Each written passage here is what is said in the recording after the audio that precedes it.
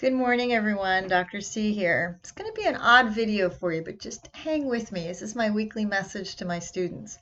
For those of you who have been with me for a while, I want to be able to offer the importance of rest and recreation. I know that's going to seem a little odd from a college professor, right?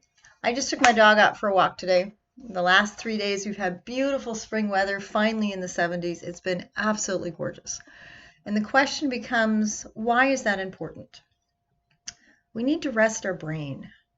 We need to be able to have something that balances what it is we're doing, mind, body, and spirit. And I know sometimes I will be the first one to tell you I work way too much.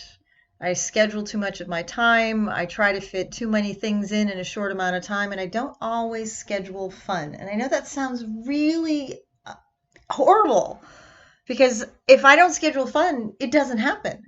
And so now that kayak season is coming about me and I'm fixing my kayak, so there will be hopefully no more holes in the boat. We'll see how well I fix the kayak. But I realize the importance of rest. We Americans, having traveled to Italy and traveled overseas a bit, we're terrible at vacations. We don't often take them. We don't take them for long periods of time. And then we rush back into our work ethic. And having a work ethic is not a bad thing. Don't misunderstand me. I work really, really hard, and that's how I was raised.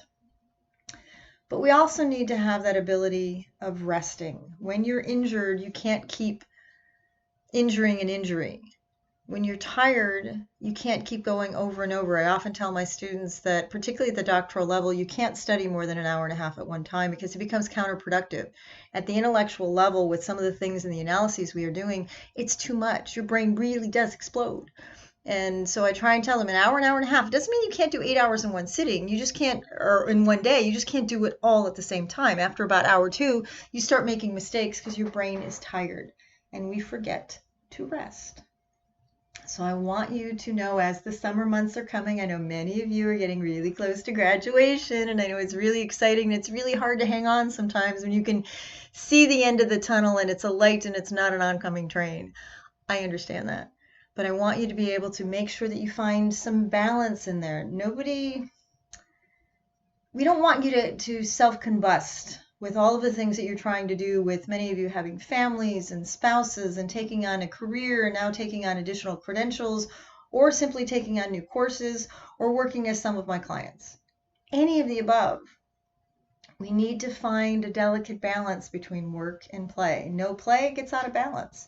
We get a little on edge. We get a little bit wrapped around the axle, and it's not healthy.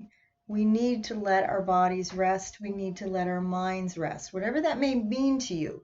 I do a lot of yoga. I do a lot of meditation. I love being on the water in the kayak. A friend of mine has a boat we'll spend some time out with during the summers. I want to give you an idea to do something that relaxes you. I sometimes have to remind myself I have a baby grand piano, and I don't always take the opportunity to just play. And nobody has to hear me. Matter of fact, my dog will leave the house sometimes. But I want you to find something that's going to reset your batteries, even if it's just for a few minutes. We keep going and going and going and going, and then we wonder why our health tends to suffer. Sometimes to go faster, we need to slow down. My students will often see and hear this from me, and Professor, take thy own advice, because sometimes I work too hard as well. So I want to just take this reminder as I see the sun come out, as I see the wonderful weather finally coming to Chicago and spring is finally here. I want you to, as we plan our schedules, remember, first we plan our work, then we work our plan.